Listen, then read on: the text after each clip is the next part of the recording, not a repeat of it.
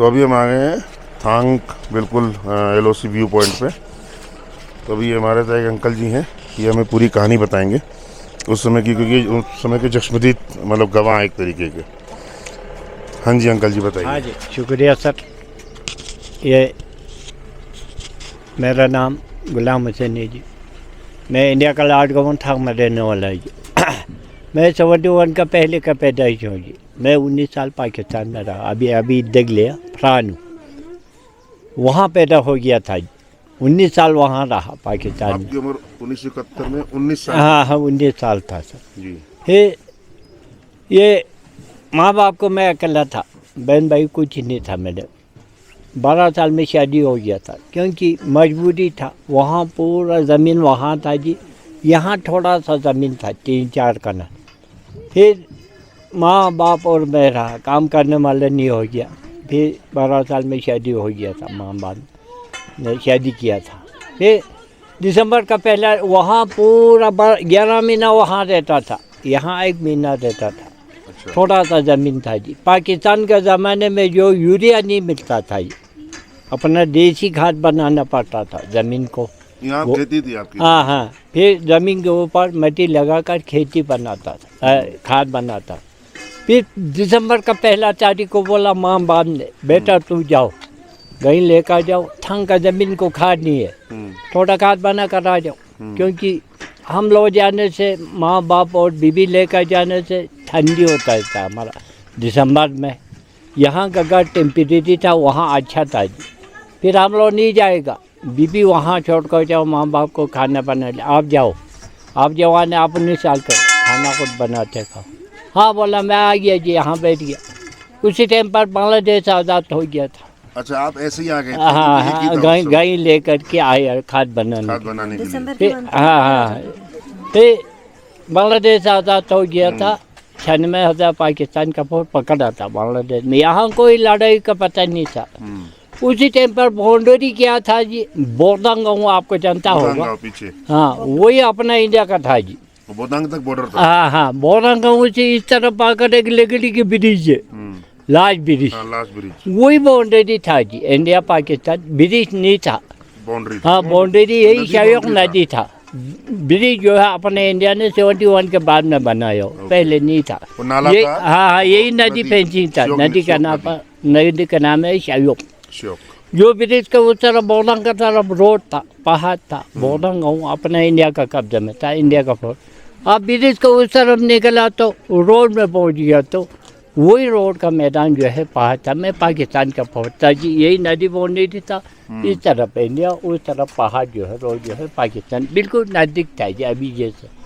फिर आप लोग 200-300 का नीचे आने से आप लोग घड़ी में दिखता आया होगा, और एक ब्रिज है जी बोरदांग के बाद। हाँ, बोरदांग के बाद मैदान है एक, वहाँ एक ब्रिज है, उस तरफ रास्ता भी है। हाँ, चुलुंग का। हाँ, आपको सब जानता है। फिर चुलुंग का भी आप पाकिस्तान का कब्जे में था जी। चुलुंग भी पाकिस्तान की। हाँ जी। फिर दिसंबर का 10 तारीख को यहाँ भी जंग छिड़ गया जी। पहला तारीख को मैं आ गया, बैठ गया। 10 तारीख को यहाँ भी जंग छिड़ गया। फिर हमारा थांग गाँव से 22 किलोमीटर आगे है बोरदांग और चुलुंग का। लड़ाई का आवाज़ नहीं सुना। अच्छा। इंडिया पाकिस्तान चुलुंग का और बोरदांग लड़ाई हो रहा बोलकर सुनते रहा। ज़्यादा नहीं टिका, 2 दिन 2 दिन चल गया। तीसरे दिन से पाकिस्तान भगना शुरू हो गया।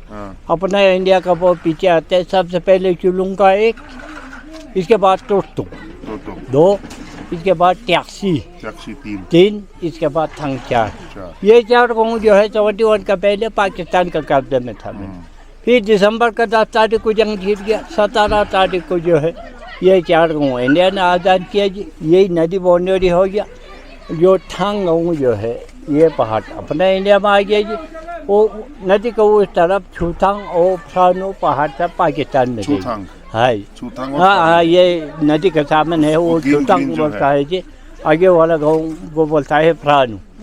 हाँ। फिर माँ बाप बीबी घर जमीन पूरा वहाँ रह गया। हाँ, फ्रानो। फिर मैं अकेला यहाँ रह गया। तो आपको पता नहीं लगा कि जंग हो गया, ऐसा हो गया? नहीं, पता तो था सर, लड़ाई हो रहा, ऐसे बाउंड्री होगा कौन सोचा नहीं था। लड़ाई हो रहा बोलते रहा। ये नदी फेंसिंग हो जाएगा, ये थंग हो इंडिया में आएगा, वो फ्रान हो चुतांग पाकिस्तान में रहेगा, कौन सोचेगी। बैठ गया। फिर हमारा 2 बजे साहब आया फोन लेकर के, इस तरफ लद्दाख से कोट था, उस तरफ गोरखा रेजिमेंट था। फिर एक लद्दाख से कोट का हमारा रिंचन बोलता था, वो बहुत बहादुरी था। एक जम्मू का इसके सिंह साहब था, उनको रिक्वेस्ट किया हम लोगों ने, मेहरबानी करके आप लोगों को क्या तकलीफ है। उसी टाइम पर हम डर रहा था जी। अच्छा। हाँ, खाना खाने के लिए भी जी नहीं आ रहा था। इंडिया आ रहा है, पाकिस्तान भागते जा रहा, बोलकर सुनते रहा। सही बात है। हिंदुस्तान क्या करेगा, मारेगा पीटेगा, कोई पता नहीं था। फिर हम मिलने के लिए भी नहीं जा सका। फिर यहाँ पहुँच गया, वो नाले के इस तरफ गाँव में पहुँच गया होश। फिर मुझे ने बोला, वो हमारा एक आदमी से मिला, वो तुम्हारा गाँव वाला कहाँ है। हम 22 किलोमीटर पाकिस्तान का फौज भगा करके आपका आज़ादी के लिए आया, तो आपका सुबह के लिए आया, तो हमारे इस्तेमाल के लिए नहीं आया, हमारे मिलने से भी नहीं है। क्या वजह है, क्या करेगा। तो थोड़ा बहुत है, घरों में बैठा हुआ है। क्यों आप लोगों को डर कर, क्यों डर रहा है।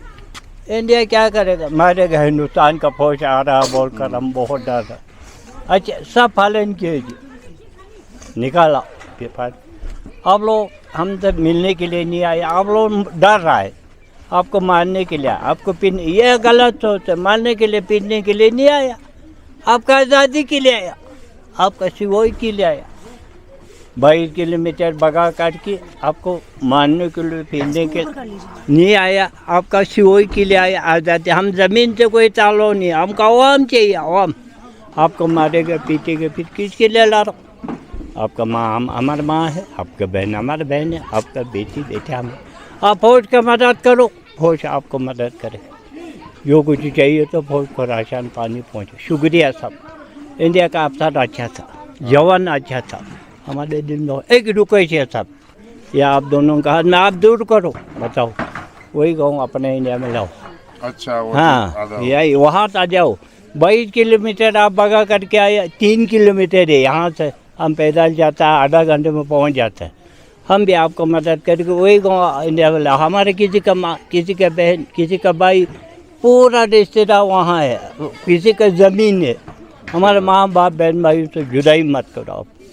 क्या करेंगे जी, आपका बात सुनकर हमको भी अफसोस हो रहा है। अभी इकट्ठे रहना था, या यहाँ रहना था या वहाँ रहना। अभी हमारे हाथ में नहीं है। अभी गवर्नमेंट दोनों अमन हो गया, सीट फेयर हो गया था ना रात में। हाँ, रात के 12 बजे ऑर्डर आया, इंदिरा गांधी और पाकिस्तान का कौन सा वाला था, वो सीट फेयर हो गया। जुल्फिकार भुट्टो। हाँ, अली भुट्टो। फिर वो दोनों अमन हो गया, अभी हम नहीं जा सकता। फिर मैं यहाँ रह गया था, माँ बाप बीबी जो है वहाँ रह गया, ज़मीन पूरा गाय। फिर माँ बाप के ज़माने में चिट्ठी आता था, 1 साल के बाद मैंने भी इधर चिट्ठी लिखता था, अपना लिफाफे में टिकट लगा दो, उनका आर्डर लगा दो। अपना दशकित में था जी उसे टाइम पर डाकखाना, वहाँ डाकखाने में पहनने से 2 महीना 40 दिन में ख़त का जवाब आता। फिर 4 साल के बाद मैं वो बीबी छोड़ दिया जी, उसको तलाक भेजा हम, क्योंकि वो बेचारा पाकिस्तान में रह गया, मैं इंडिया में रह गया, मिल नहीं सका। फिर वो भी 19 साल का था, मैं भी 19 साल का था। 12 साल में दोनों को शादी हो गया। फिर मैं उसको छोड़ दिया मेरे, क्योंकि वो बेचारा और किसी ले जाएगा, मैं और एक शादी करना पड़ेगा। पहले 4 साल के बाद मैं वो छोड़ दिया, तलाक भेजा माँ बाप को। फिर मैं यहाँ शादी कर दिया। अभी 6 लड़का, 1 लड़की इधर ही है। फिर अपने इंडिया गवर्नमेंट का मेहरबानी, इंडिया गवर्नमेंट जिंदाबाद, इंडिया में जिंदाबाद।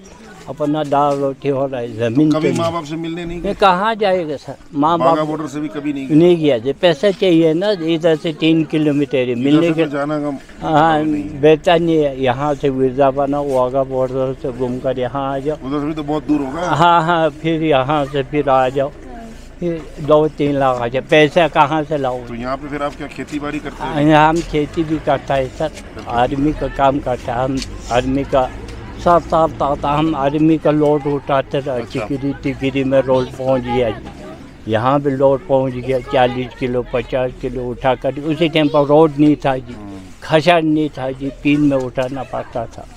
अभी 60 साल 75 साल हो गया जी। अभी 15 साल हो रहे हैं हम लोड नहीं उठा रहे, क्योंकि लड़के लोग आजकल लड़के लोग गधे रखा हुआ जी, गधे को ऊपर चढ़ा कर ले जाते। शुक्रिया सर। धन्यवाद अंकल जी। क्या करें। तो ये अंकल जी ने बिल्कुल आप बीती सुनाई, एक्चुअल कहानी है ये।